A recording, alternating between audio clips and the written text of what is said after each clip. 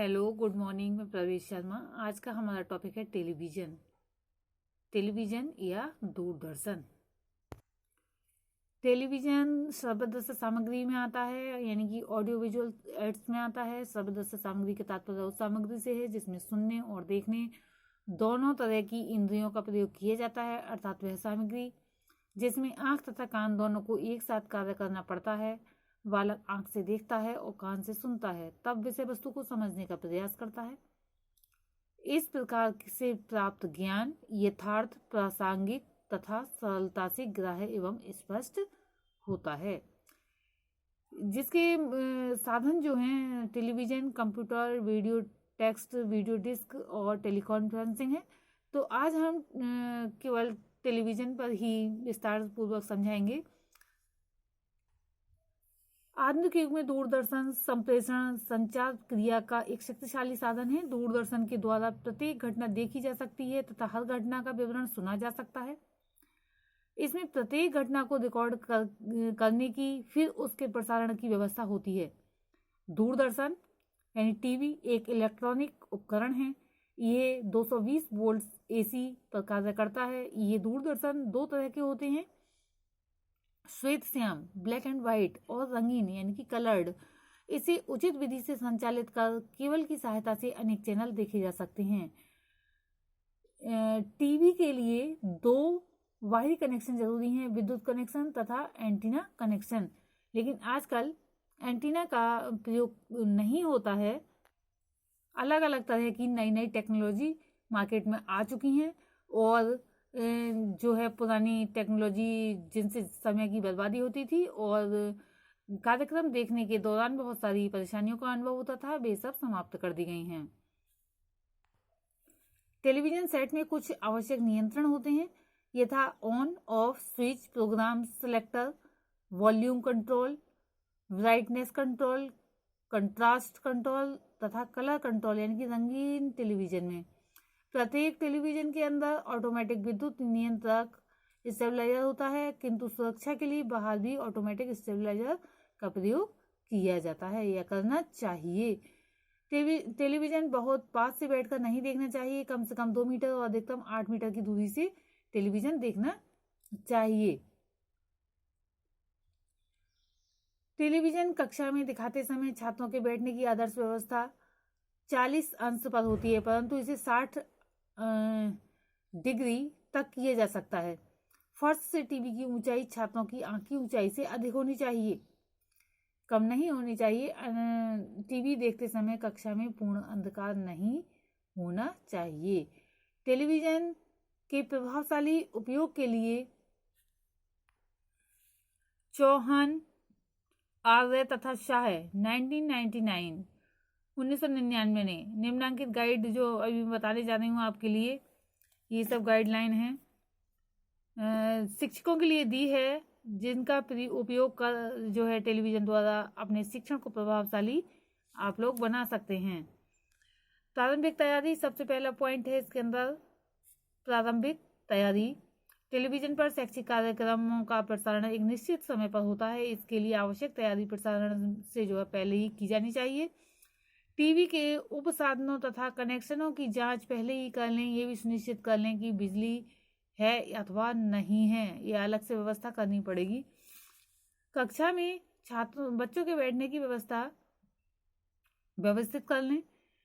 सभी बच्चे बिना किसी असुविधा के प्रसारण देख सकें, इसके लिए संतोषजनक तथा अनुकूल जो है वातावरण भी बनाना चाहिए। इसी के अंतर्गत आता है प्रारंभिक तैयारी में ही प्रसारण से पूर्व दैनिक प्रसारण की समय सारणी और विषय सूची के बारे में पहले ही जानकारी प्राप्त कर लेनी चाहिए तथा प्रसारण पूर्व इस विषय पर छात्र छात्राओं से वार्तालाप भी करना चाहिए। कार्यक्रम की विषय वस्तु के बारे में कुछ सामान्य प्रश्न पूछकर विचार विमर्श करना चाहिए। इससे छात्राओं या छात्रों में प्रसारण के लिए विषय वस्तु के बारे में उत्सुकता जागृत हो सके तथा बच्चे कार्यक्रम के लिए मानसिक रूप से तैयार हो सकें और कार्यक्रम को रुचि तथा लगन से जो है धैर्यपूर्वक ग्रहण कर सकें, क्योंकि उनकी शिक्षा से संबंधित कार्यक्रम ही छात्रों को दिखाए जाते हैं। नेक्स्ट है कार्यक्रम का अधिग्रहण। कार्यक्रम की तैयारी के पश्चात ये तैयारी हो गई, उसके बाद अधिग्रहण। टीवी को निर्धारित समय से 5 मिनट पूर्व खोल दें, सभी प्रकार की औपचारिकता पूर्ण कर लें। कार्यक्रम प्रसारण के समय छात्र छात्राओं के साथ स्वयं भी कक्षा में, यानी कि अध्यापक को भी कक्षा में उस समय तक उपस्थित रहना चाहिए जब तक कि कार्यक्रम चलता रहे, क्योंकि इससे अनुशासन भी बना रहता है और छात्र छात्राएं अध्यापकों की सामने या अध्यापकों की निगरानी में कार्यक्रम को ठीक प्रकार से समझ और देख सकते हैं, अन्यथा वे आपस में वार्तालाप करने लगते हैं।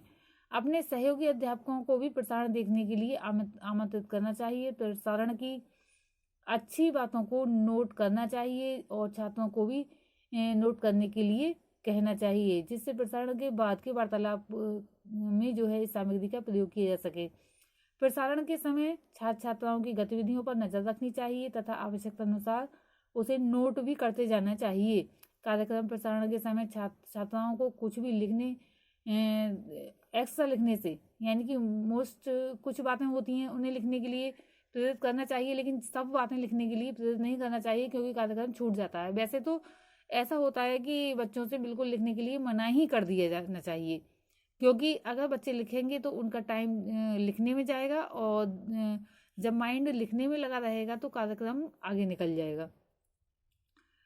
प्रसारण के बाद कार्यक्रम समाप्त होने पर टीवी को बंद कर देना चाहिए तथा प्लग को सॉकेट से निकाल देना चाहिए।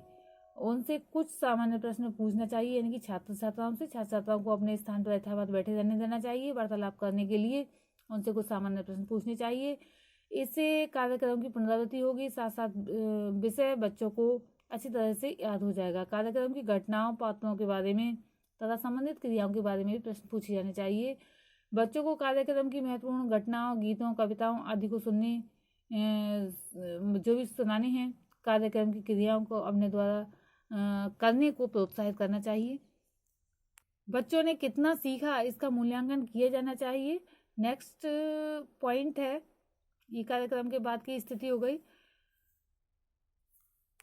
मुख्य बात इसमें यह है कि प्रसारित कार्यक्रम से छात्रों ने कितना सीखा, विषय वस्तु को समझाने में मदद करनी चाहिए। अगर बालक जो मूल्यांकन में थोड़ी भी ऐसा लग रहा है कि ठीक से बालकों ने नहीं समझाया, तो उन्हें दोबारा से समझा देना चाहिए। अब है पृष्ठ पोषण, यानी कि फीडबैक। टेलीविजन से प्रसारित शैक्षिक कार्यक्रमों के बारे में फीडबैक देना जो है आपका आवश्यक तथा महत्वपूर्ण कार्य है। आपके सुझाव, समीक्षा तथा आलोचना का टीवी के कार्यक्रम तैयार करने में महत्वपूर्ण योगदान होगा तथा भविष्य में प्रसारित होने वाले कार्यक्रमों में सुधार लाने तथा उन्हें रुचिपूर्ण बनाने में महत्वपूर्ण भूमिका प्रदान करेगा। छात्र छात्राओं के सुझावों तथा आलोचना समालोचना को भी संबंधित अधिकारी को प्रेषित करना चाहिए। आवश्यक सावधानियां क्या रखनी चाहिए? अपने विद्यालय के टीवी के शैक्षिक कार्यक्रमों के अधिकाधिक सर्वोत्तम उपयोग के लिए जो कुछ बातें हैं उनको ध्यान में रखना चाहिए। टीवी के चारों ओर काफ़ी खाली स्थान रखना चाहिए। टीवी को देखते समय कमरे में थोड़ा प्रकाश होना आवश्यक है। इसके लिए कम शक्ति के मतलब हल्के वाले जो बल्ब होते हैं, कम रोशनी जो देते हैं, वो लगे हुए होने चाहिए। कार्यक्रम देखते समय टीवी से छात्रों की दूरी कम से कम 2 मीटर दूर होनी चाहिए और टीवी सेट को ऐसे स्थान पर ना रखें जहां पर सेट के पीछे से सीधा और तीव्र प्रकाश पड़ता हो। आपका ये जो टेलीविज़न है सेट एक नाजुक तथा कीमती उपकरण है, इसका उपयोग सावधानीपूर्वक किया जाना चाहिए। खराबी आने पर किसी अच्छे मैकेनिक से मरम्मत करवानी चाहिए।